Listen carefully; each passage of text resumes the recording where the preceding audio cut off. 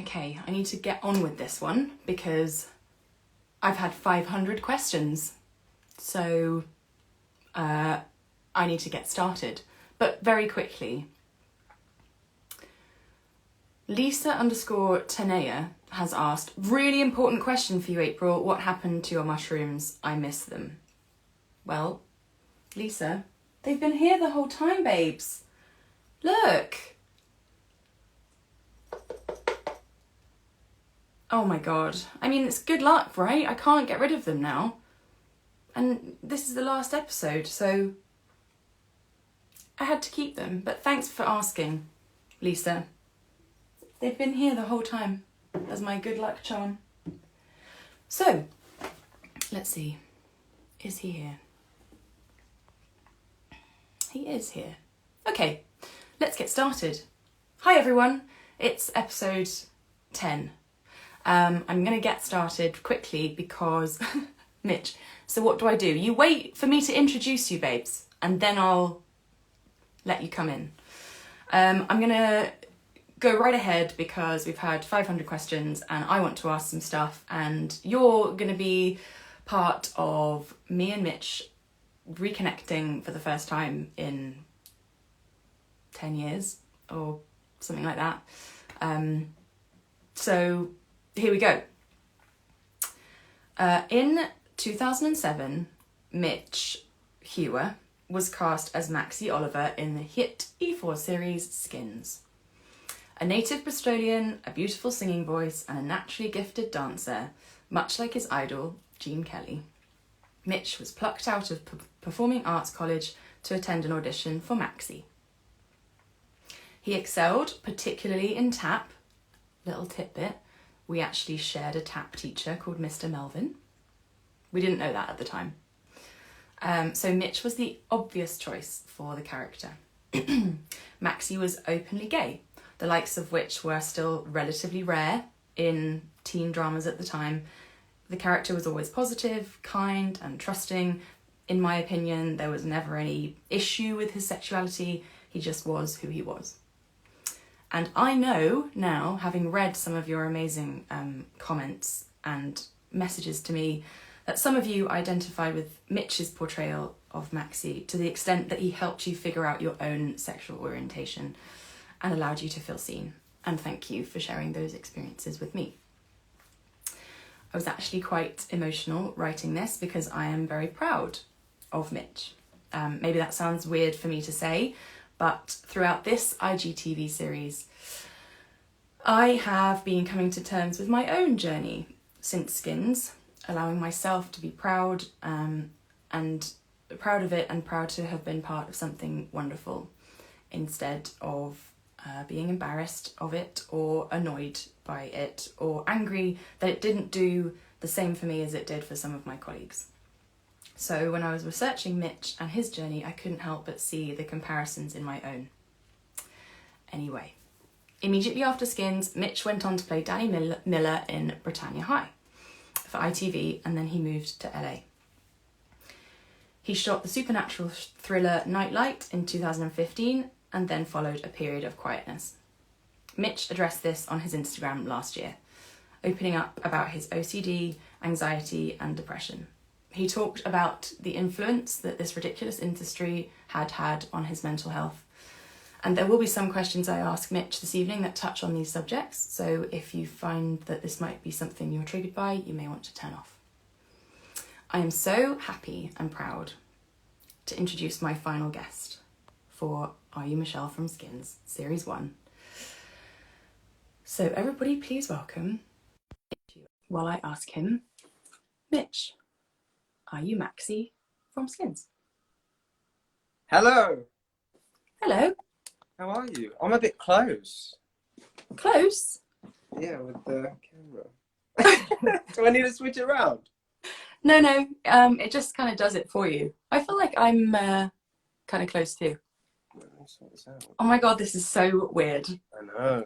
It's been. Look at us curly girls together. I know. I was seeing all the products you put in your hair. I'm literally like, oh God, I only use water. Oh, great. I Yeah. literally, my hair isn't even dry. I was trying to dry it just then, Yeah. and it takes me ages, like maybe an hour. And I thought, well, I've got time. I'll just do it now, quickly, before my live. And 5 minutes. 5 minutes. That's it. great. I I'm have it so happy dry. for you. Hi, what are you drinking? Green tea. And Oh, your body's a temple. Mine is I not did as get a much. bowl of blueberries as well. Wow. I know. I'm fully prepped. Okay. Blueberries and green tea. Mm-hmm. I have a white wine from Aldi, so Nice. Nice. How is it? What is it? Dry? Sweet? it's dry. It's Good. dry. It's always better dry. Yeah, definitely. Definitely. Well, you look amazing. How have you been?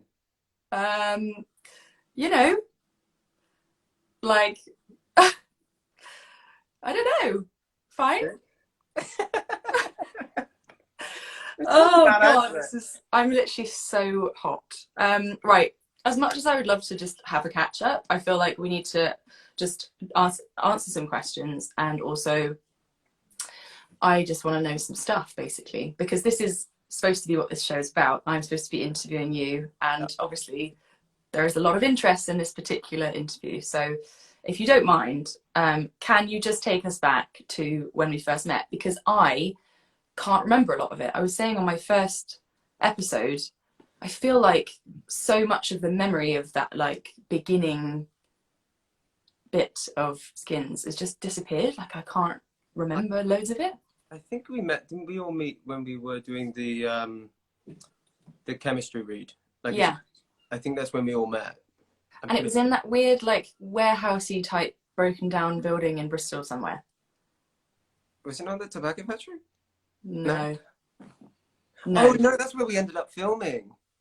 Did we? What bit? That was in like fish ponds. Yeah, it was in fish ponds. That's right. Yeah, that's right. It was around the corner from the costume store.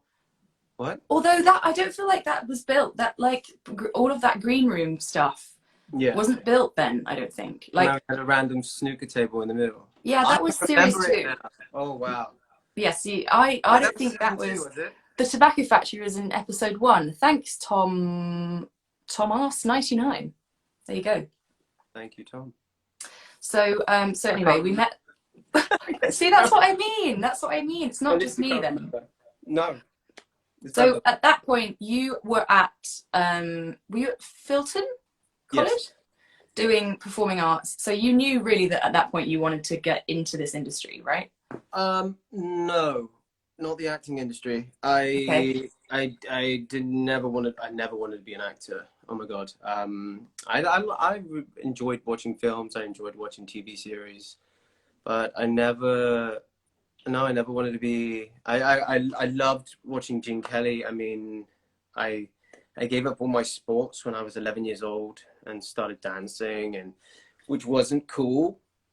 Wasn't cool. Wasn't the masculine thing to do back in those days. And which sadly that still hasn't changed. And it's so yeah, I started dancing when I was 11, and then I went to.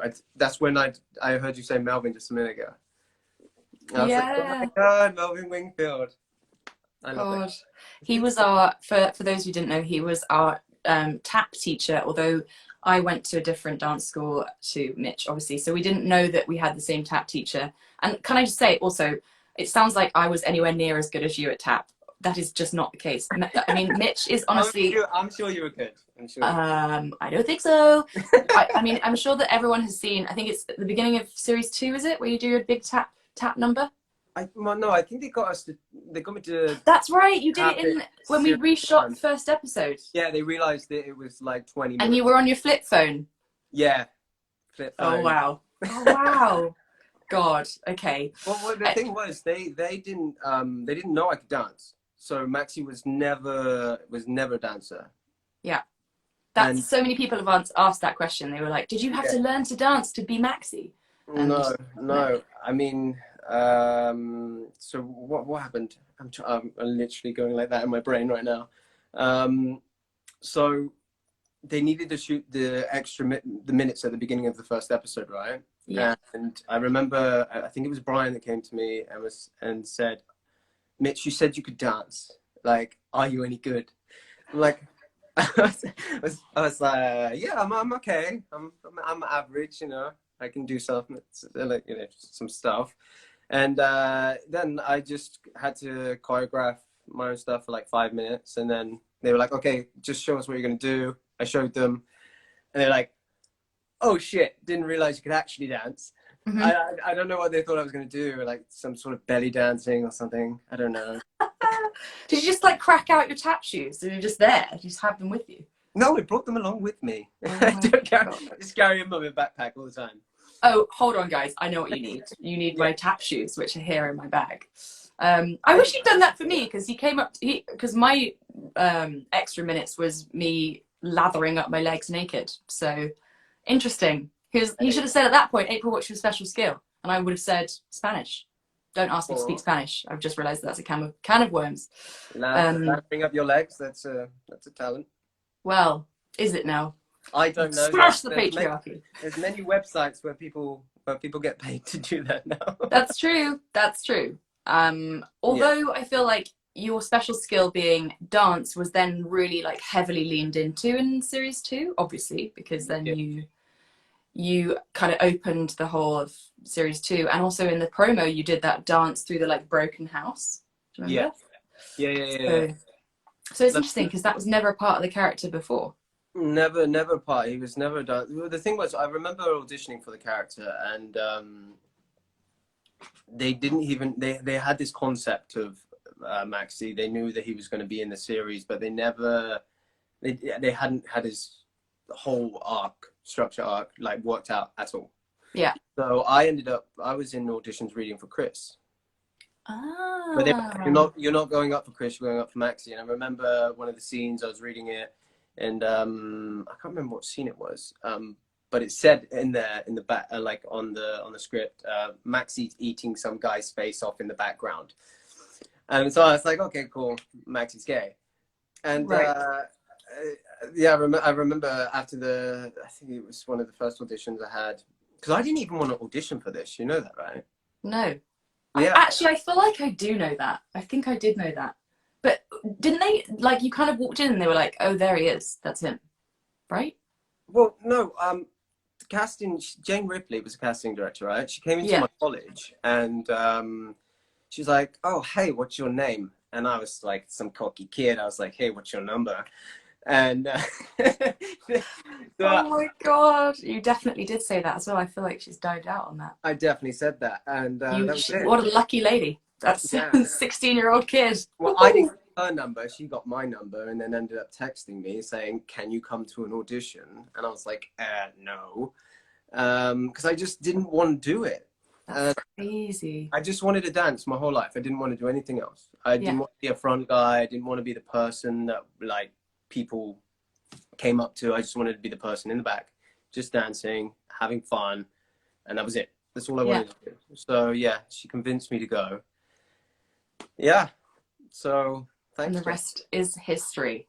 Yeah, pretty much. That's so interesting. Okay, so I guess before we get into like questions from everybody, because we have got to do that, I think my interest with this series is the kind of space between Skins finishing for us and where we are now, and we're both 31. You were 31 in July.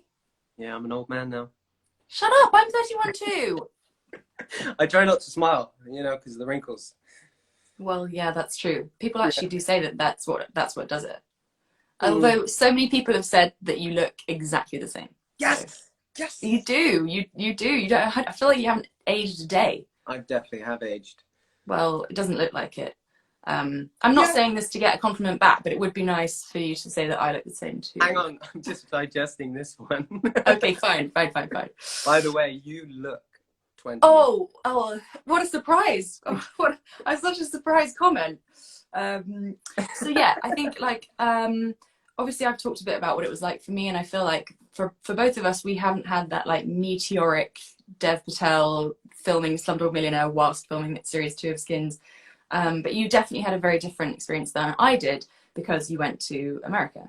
Yeah. And that was pretty soon after you finished Britannia High, right?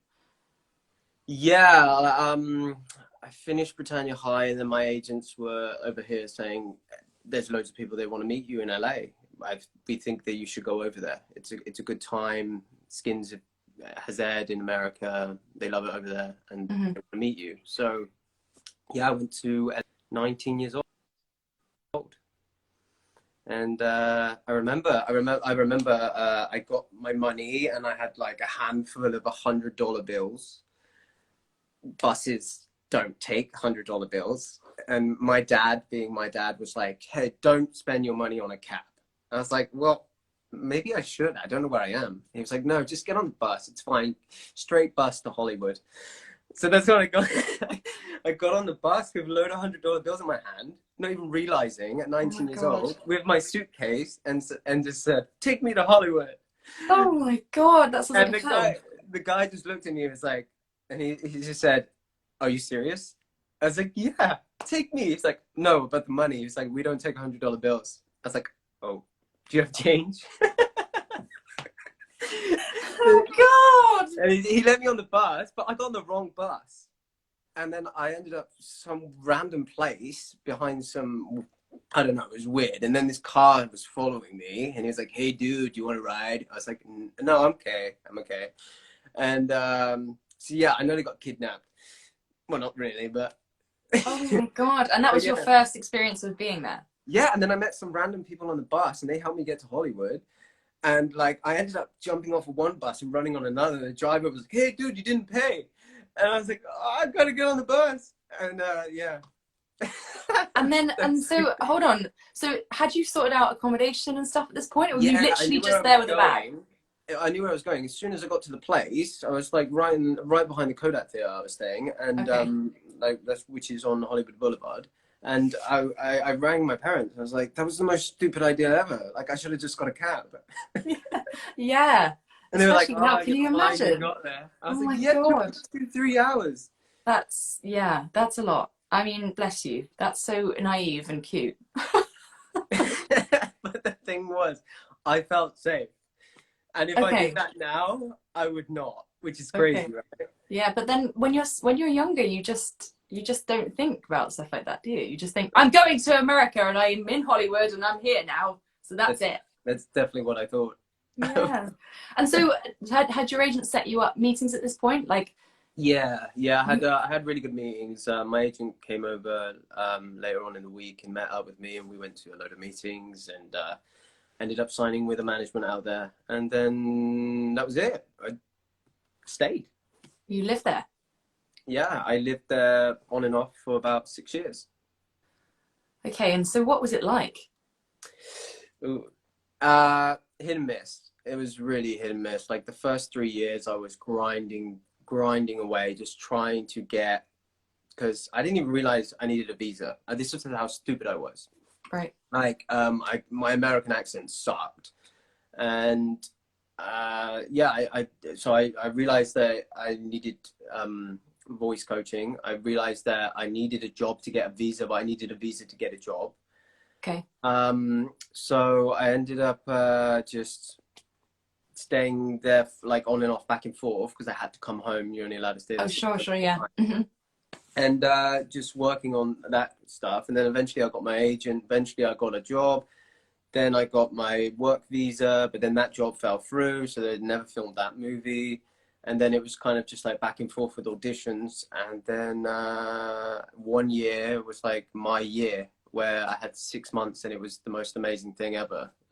Where I screen tested on a huge Warner Brothers pilot, and then I was up for a massive like franchise movie. I'm not going to mention it. And then it was just like, and then I booked my first movie, and then I ended up going in for like Pretty Little Liars, like screen testing for that, and screen testing for Glee, and then all these things. And those 6 months was amazing because it took so long to get to that place. Yeah. And then it went very quickly. Okay. So I guess in that 6-month period, were you like, okay, so this is cool. I want to do this. I'm actually okay with being an actor. Like, I'm on top. People are listening. People are hearing what I'm doing, and they like it. So Yeah, like in terms of your sort of emotional state or your mental health at that point, you must have been like, this is great. Like, I it's all mean, going well. I had rough things said to me, like Uh-huh. the entire way through. Like even in the UK, like I'm not going to name anybody, and I'm not going to name productions or studios, but I will say what I like has been said. I Okay. mean, I had a lot said to me. I like from a really very well known studio. Like they said, he will never work for us because he has a funny eye. And I got told this at 18 years old. So after I finished Skins, I got told it. Like, and A I funny remember, eye? yeah, well, Jane set me up with the casting. So I was at the casting. She was the one who ended up telling me. It was, I think it was season 2 Rat Pie. And he was like, she was like, they've got back to me. And they said, you're never going to work for the studio because you have a funny eye. And I'm like, so then I found myself looking in the mirror and I was like, which eye is funny? Like, and then, you know, then I thought I had a problem with my eyes. And then when I was in Hollywood, I was about 20, I must have been about 22. And yeah, I had pimples. I had pimples on my skin, just Mm-hmm. like everyone. I mean, I still get pimples now. Like I'm human. And this is what started my OCD off. And I didn't realize until I kind of, it all kind of like crammed together in my head when I was about 27. But they said to me that, and this was for a really big movie. And I met the producers, and the producer, it was a lady, and she said to me, you need to sort your face out. She said, you'll never work in this town with your skin like that. You'll never. And I don't know if she thought she was being like constructive, Mm. but it definitely wasn't said that way, and it definitely didn't feel that way. And I kind of left, and I was like, okay, that's fine, whatever. Like I have pimples, but it was like a constant grind of like the way I looked. One minute I was too muscular, then my agent was like, you need to not go to the gym and start running. And this So is all people telling you this, or or are you telling yourself at this point? no. It's just people telling me this, like to Wow. my Okay. face, to my face. Like you've got bad skin, you've got funny eyes, Okay. you're too muscly. So I lost weight, and then I wasn't big enough. I was too skinny, and then I was up for a really big television show in America, and I was screen testing for it, and so I was at the studio, and then I was waiting to hear back if I got the job. Agent comes, talks to me. I saw him that night, and he was like, "Right, Mitch, you didn't get a job." I was like, "Okay, cool." I was like, "You're gonna tell me why?" He's like, "You're not tall enough." I was like, "Oh," I was like, "Wow!" Like It's this. literally like an attack on every single element of your physical appearance. Yeah, And at no things I point was it couldn't. ever about your talent, your skill, nothing No, constructive that you could actually nothing work on. ever. Nothing ever was constructive about like what I could have done different in the audition. It was always physical. So but the problem was then like me not being tall enough. I mean, what can I do about that? I can't do anything. But I did Also, it's try bullshit. Like, stuff. look at Tom Cruise. You're like, you know, it's just the whole thing is bullshit. Like every single thing that you were told makes my blood boil. I mean, but you look at all the leading men. They're all like nowadays. Yeah, Tom Cruise is an upset, you know, in his own realm there. But he started his career years ago. But you look at all the guys now that are leading men. They're all standing 6 foot. Yeah, And yeah, no, the totally. girls are quite tall nowadays as well. Mm-hmm. So me being 5'9", it just seemed like to be a problem. And so I was like, okay, cool. So my agent was like, you need to pack your shoes. Who was So this agent? Oh my god. so I started packing my shoes. And I was lying about my height. I was saying, oh, I'm 5'11", you know, on a really good day. On a bad day, I'm 5'9". Yeah.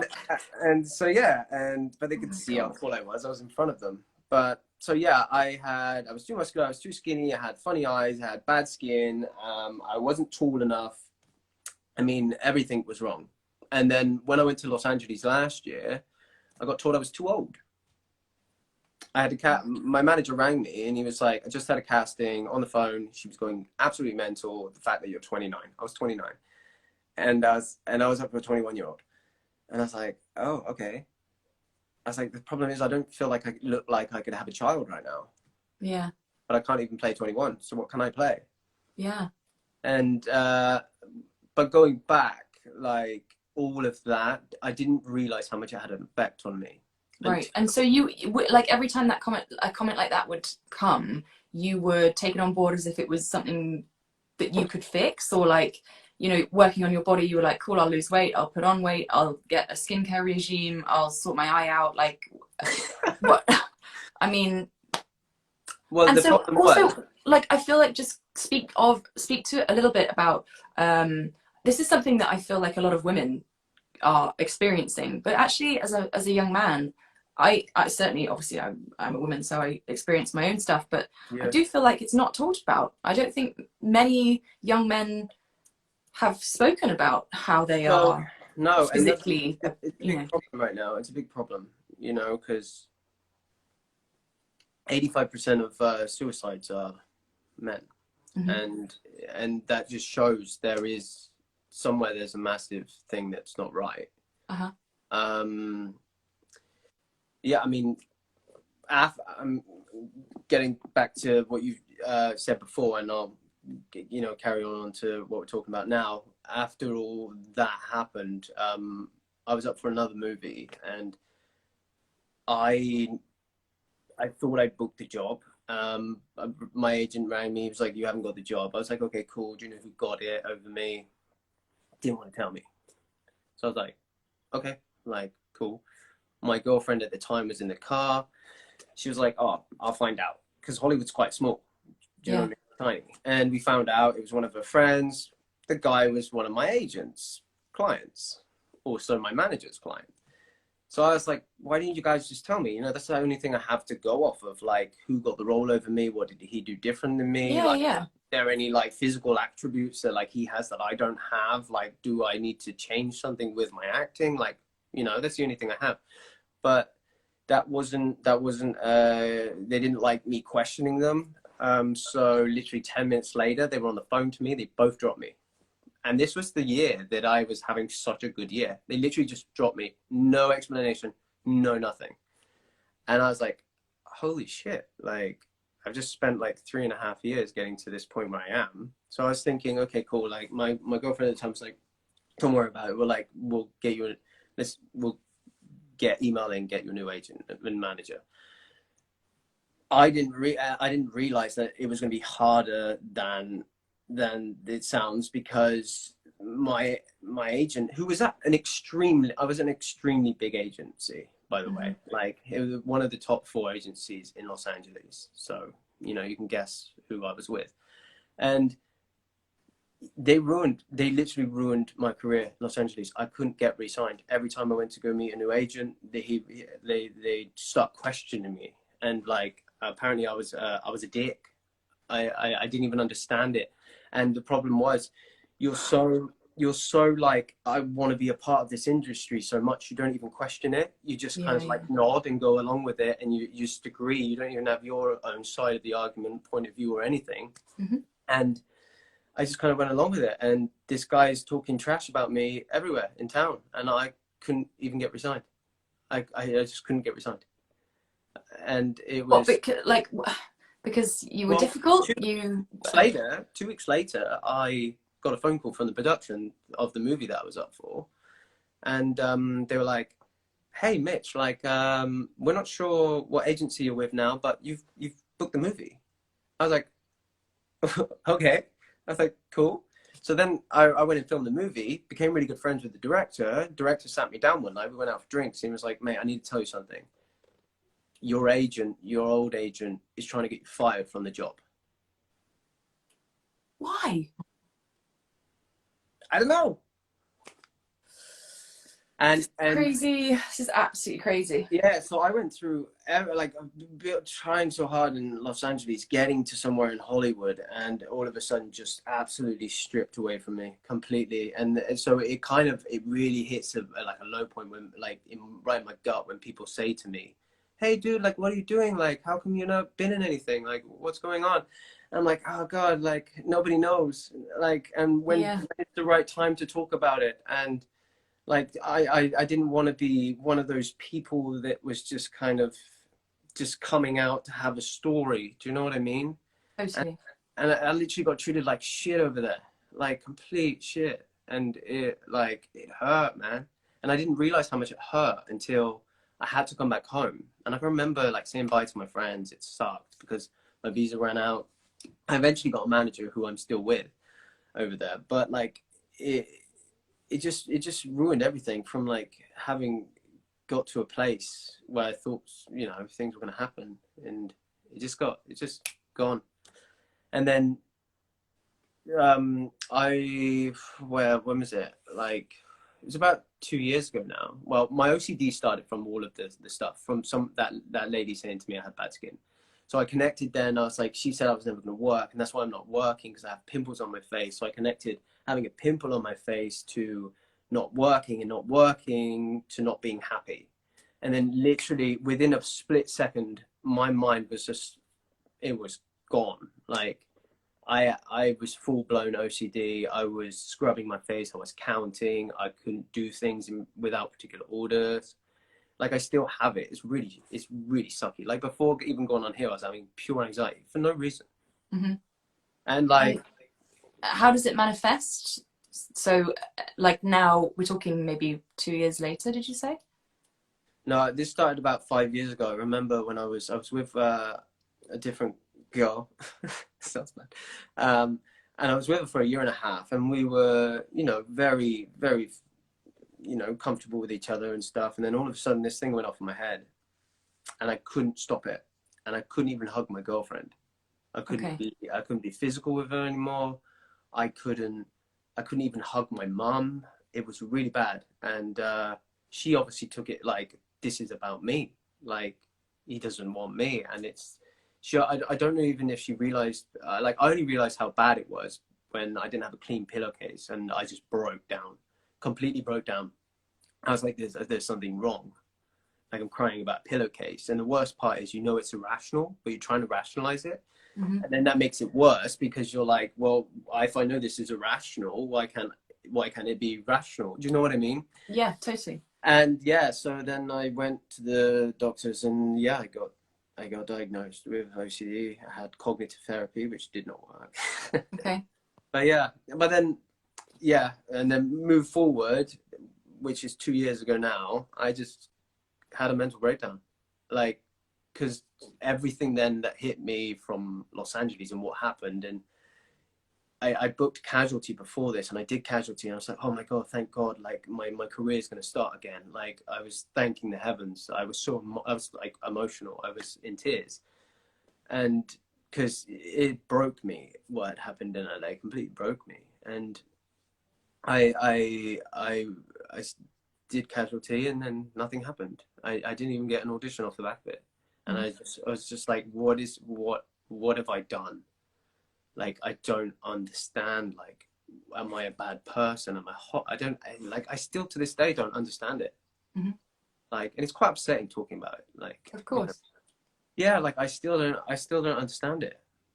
We're like, all here. You're doing so well. You're doing so well. And after that, like, I couldn't handle it. I just couldn't handle it.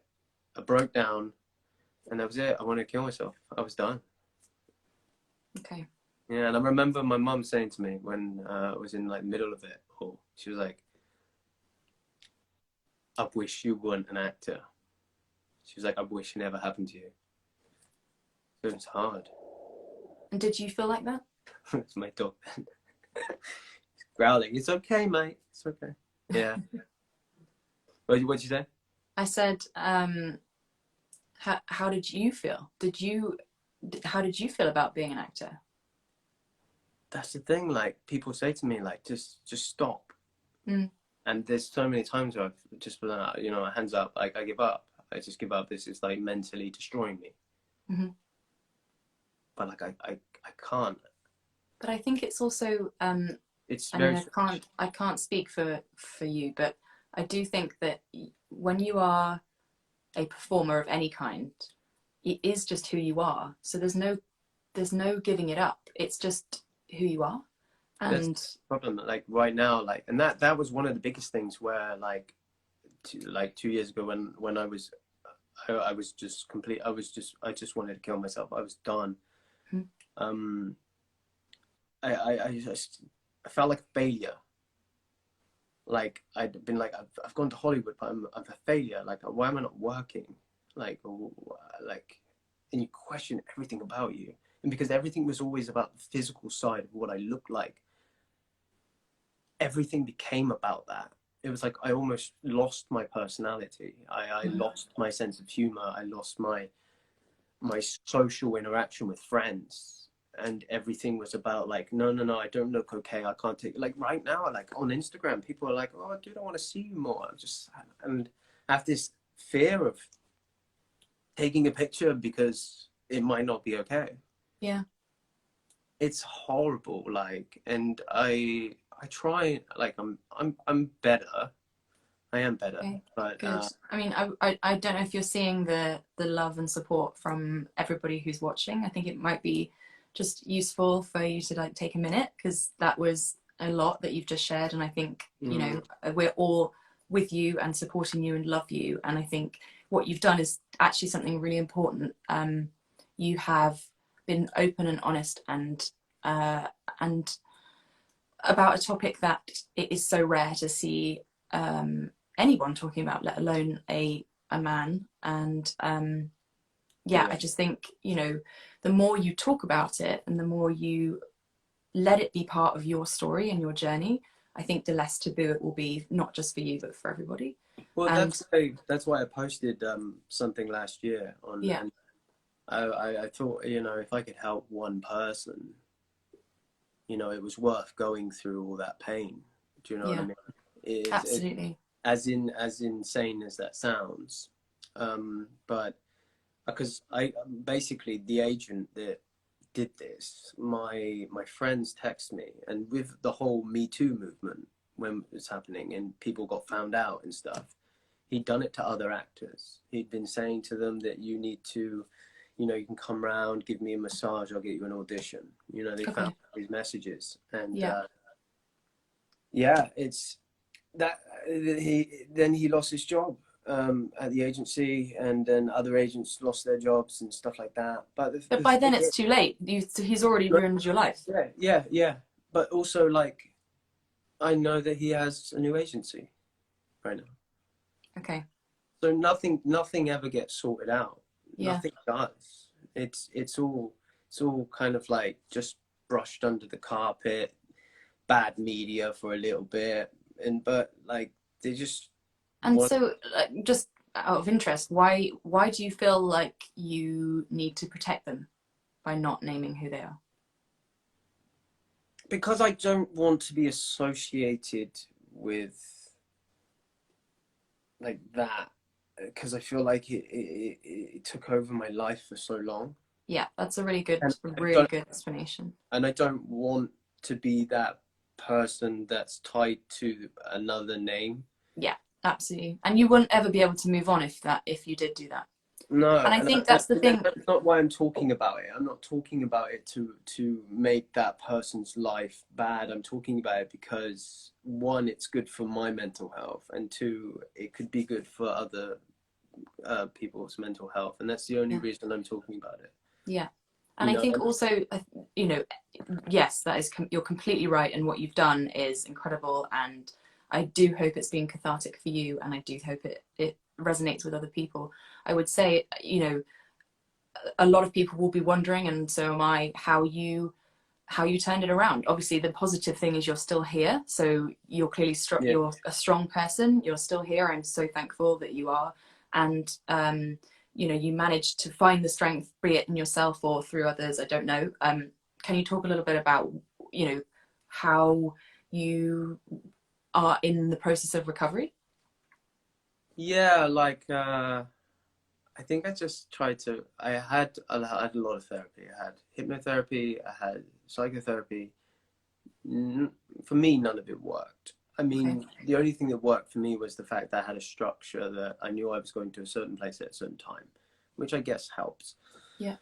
For me, I have a thing about this, because for so long I was told that I was mentally unwell and I was mentally ill. Now, when you're in that place, this is what I think. Like, it's not. Do you know what I mean? Yeah. want Yeah. to be You're offended. speaking for yourself. Yeah. Yeah, I don't want anyone to be offended. But for me, it was like I was searching for my identity, and then I was getting a label saying I was ill, I was unwell, and I took it and I wore it as a badge. Like, oh yeah, this is me. I'm mentally ill. I'm mentally unwell. And I just realized one day, I was like, that's not actually good for me. It's not Like, who you are. it's not who I am. So why am Yeah. I holding on to this label that, you know, doctors and society is putting out there? That's how you know what I mean? I don't want a blue badge because I get anxiety when I go shopping. I don't want that. Mm-hmm. Like, and so part of me feels like there is a structure that's wrong within it. Okay. But that's just how what I went through and how I felt. And I know therapy helps so many people. Do you know what I mean? Yeah. But I did realize that I had to step away from it and step away from being labeled as that, and kind of just realize that there's joy in every day. Do you know what I mean? And it's the little things that matter. It's the little things. And I stopped trying to look for happiness. I stopped trying to be happy.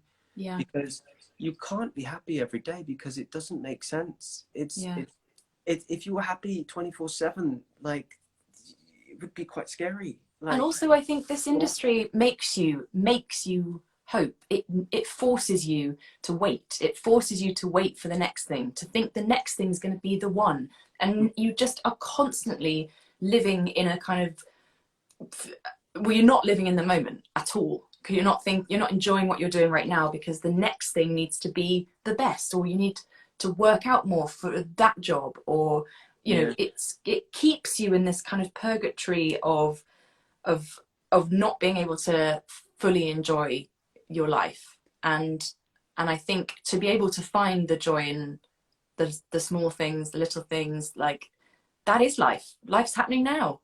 It's not the next job. It's not the next acting thing that makes you feel seen and important. It's the life we're living now. Yeah. And it's so difficult to remind yourself of that. Yeah, because I do feel like for the last 10 years of my life, I've tried to look someone that it's not me. Yeah. Just to fit in with this trend of how an actor should look. And also to be able to, when someone says, oh, are you not doing acting anymore? To be able to say something that... It's the worst. It's the worst. Oh, of course, it's the worst. I mean, I've worked in shops where people have come up to me at the till and been like, what are you doing? You're Michelle from Skins. Why are you here, working here? Yeah. Do you know what I mean? And you can't help but feel like you failed. Yeah. You failed in their estimation, and that's it. Yeah, but that's what put me over the edge. Like, yeah. I was just like, I'm a failure. Like, in my life, like, I don't even know who I am without working as an actor. I've lost my I think why I love it so much is because I feel like it's the only time you can tell the truth. And that's why I love acting, because you can't tell the truth in real life. We're playing roles every day.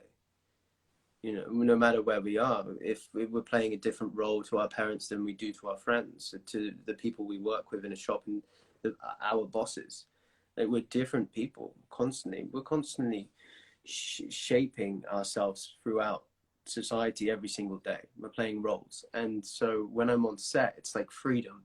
It's like, I can cry now, I can be happy now, I can tell someone to do one, and it's great. And like, that's why I love it.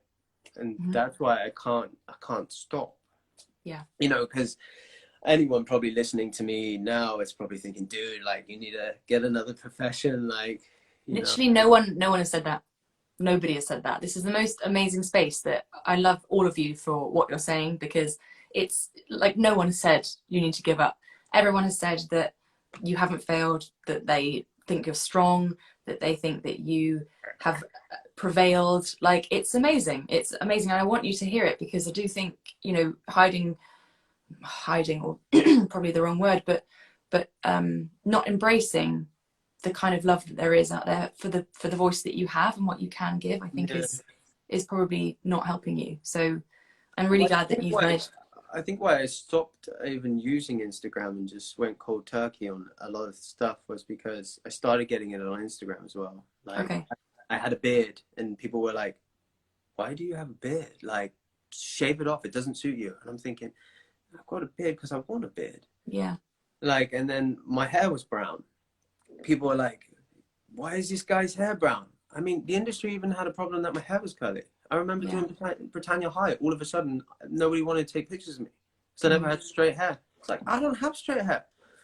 Like, my hair is ridiculously curly, and there's nothing I can do about it. Yeah. You know, and it's... And I suppose that's it. The thing about Instagram is you need to be in a good place to be able to deal with it. You need to be prepared. You need to be like mentally healthy. And my block list is quite long. My block list is quite long. I block a lot of people. Because as soon as someone says something nasty, I'm like, oh, dude, I don't need you in my life. Like, why are you being so like horrible? Well, I think that's kind of what I was talking to Dakota about trolls and stuff like that, and she actually addresses people. She talks to people and tells them to do one. The problem is I do feel like that's what they're looking for. They're looking for that attention, and I just don't give it to them. I'm like, block, bye. Yeah, same. Like, bye, girl. Like, same. I just can't, no. Like, they are looking for a reaction, and I just don't want to give it to them, even though blocking someone is a reaction. But yeah, everything's a reaction, right? Even no comments a reaction. True. How are you feeling? Are you feeling okay? I just want to check in. What now? Oh, yeah, I just want to, you've been really brave and you've done a lot of good stuff. My dog's looking at me. I don't want to get upset in front of my dog. Okay, good. Well, I just want to, I need to just... He's fast asleep now, so. Oh, can we see him? Yeah, do you want me to get him? Yeah. Harley. I love the fact that he's fast asleep and now I'm asking you to wake him up. Maybe not. Yeah, he'll be fine. Okay. Let me get him. Okay. Harley, you want to say hello? He's like, dude, you just woke me up. Oh. Hi. Oh my God. Hello? You know what they say about dogs looking like their owners? I know, I always get that. People are always like, but I have two of them. I don't know where Bella is. Bella's probably in bed. Bella sleeps upstairs. She's like, go to bed, dude. That is so cute. I don't think anyone was ready for that like dose of cute. Yeah, he's adorable. Look at him. It's like Simba. Oh, hey! Simba! He's like, please put me down. Oh, cutie. Oh my God, that dog. Mitch, he's so cute. He's adorable, isn't he? Yeah, I don't need kids. I've got kids. The problem is... Yeah, exactly. Because their coats are so big, I have to wipe their bum every morning. Good to know. I feel like a parent. Good to know.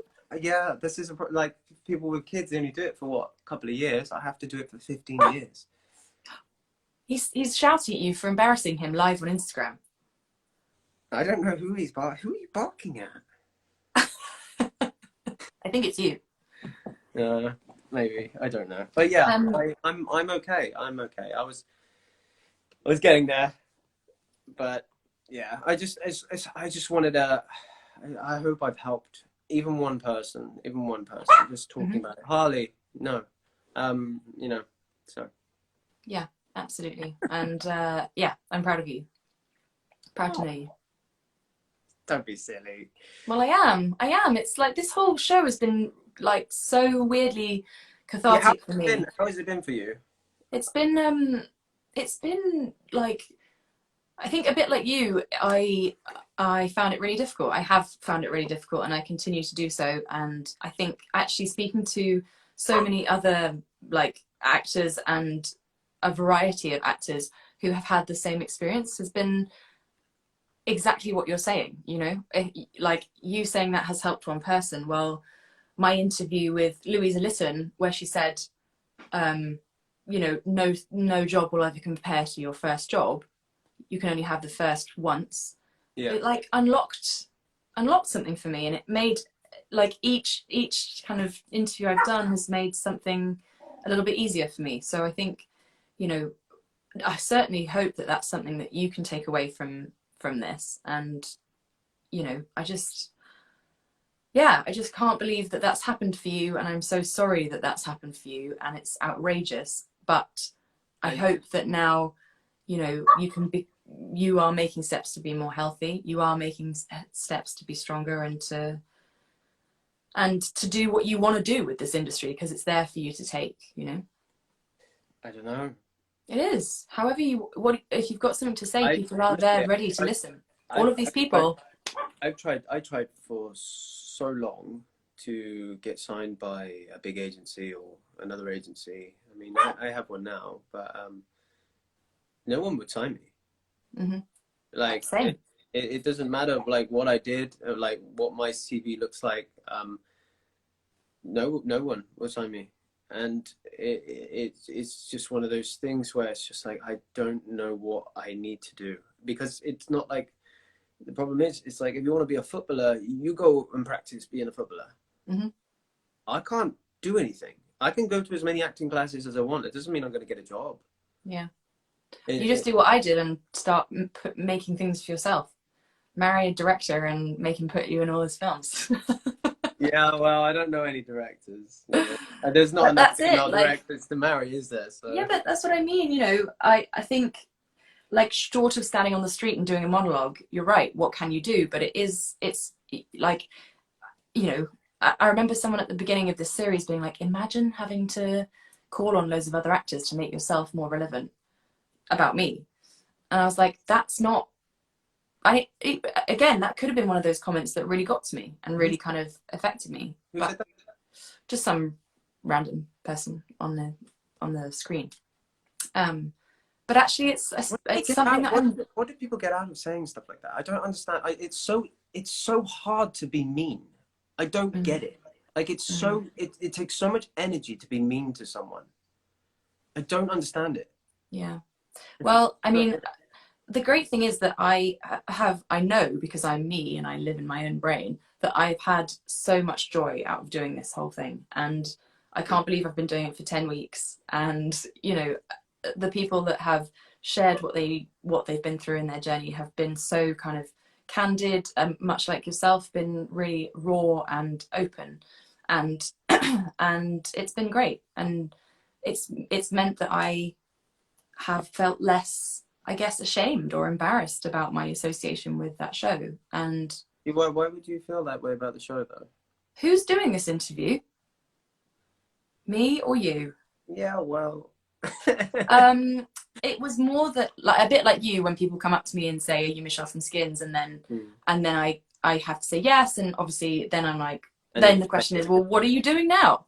Why aren't you like Kaya Scodelario? Why aren't you doing loads of other stuff? As if it's that easy. would you know So what I'm doing now? Literally, and it's given me the most sanity I've had in a long time. tell me.